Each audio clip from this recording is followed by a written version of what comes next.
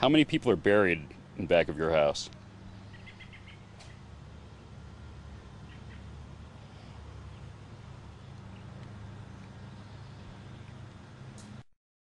Have you achieved everything you wanted to achieve? No, there's not enough time for that. Period. Period. I think I could probably be the most successful person on earth in music, and I would still probably not feel like I've achieved all I wanted to.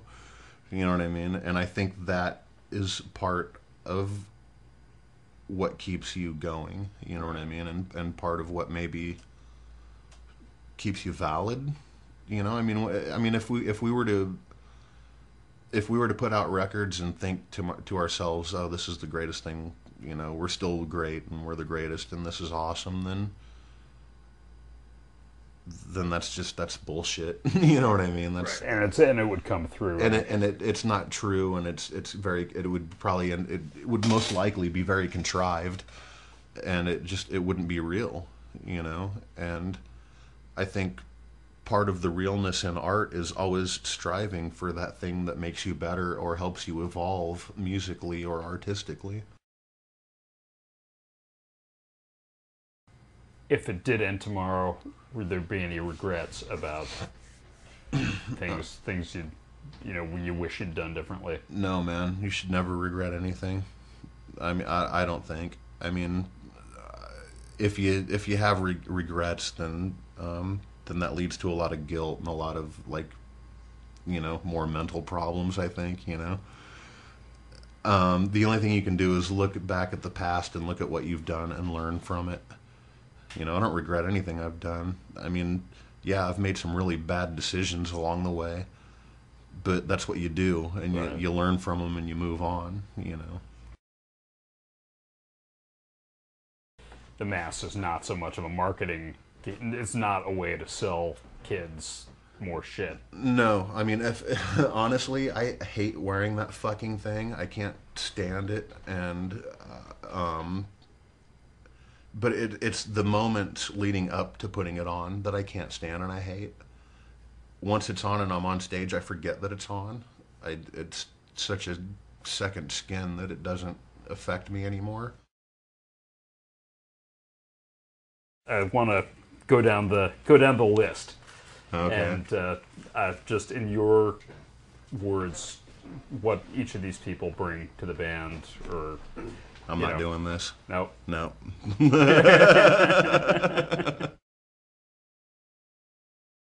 When you're on the road with the band, what's the most frustrating thing about it?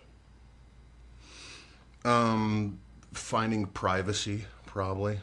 You know, you give all that up when you're on and I mean, you give it up when you go on tour, anyways. But Right. then when you're on tour with a band with 9 guys in it, then, you know, forget about it. The only privacy you get is if you climb in your bunk on the tour bus, or if you're lucky enough to have your own hotel room on a day off. Right. You know. How has Slipknot affected your personal life?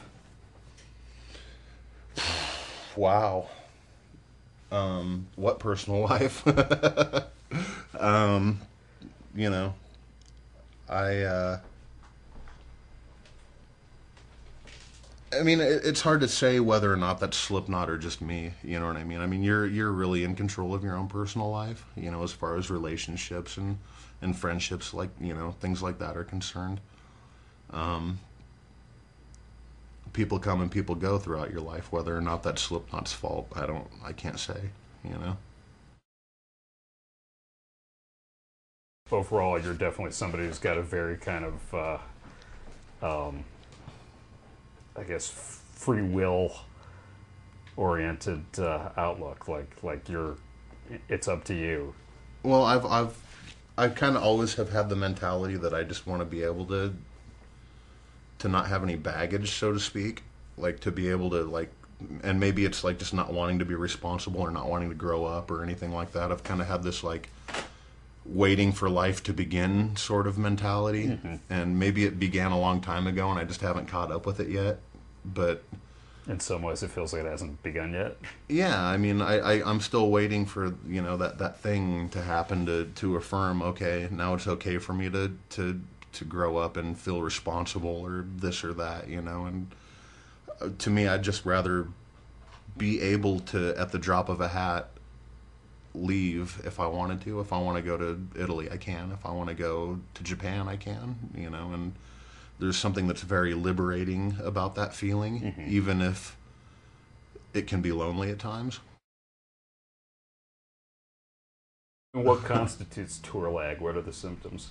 How does it manifest itself? Yeah. With anxiety, I think.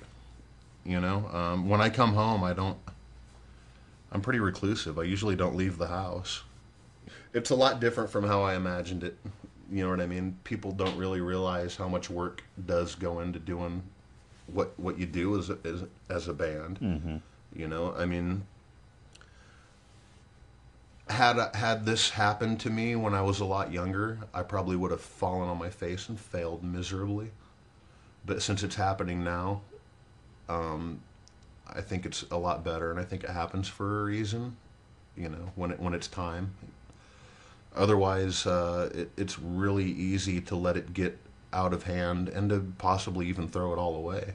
And when I had the dream of doing all this, you know, I used to think, oh man, I want to be famous and be a rock star and get out of here, you know.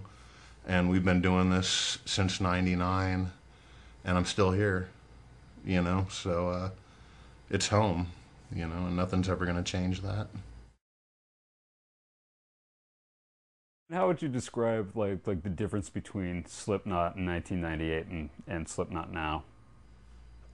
Um, I would say the Slipknot in '98 was very infantile. You know, it was kind of like learning how to walk in a way, and there was a lot of emotions, mainly rage and anger, that were, you know, manifesting inside the animal of Slipknot at that time. And I think now it's more like it's more like maybe somebody who's just become aware. You know what I mean? All of a sudden they're aware, and they still have all that anger and that aggression, but now they know where to focus it. But that's not to say that the next album won't be like going back towards the direction of Iowa or even heavier, you know? And that's another beautiful thing about Slipknot, is it could do whatever it wants. It could go in any direction, and nobody even knows what direction that would be, not even us for the most part, you know?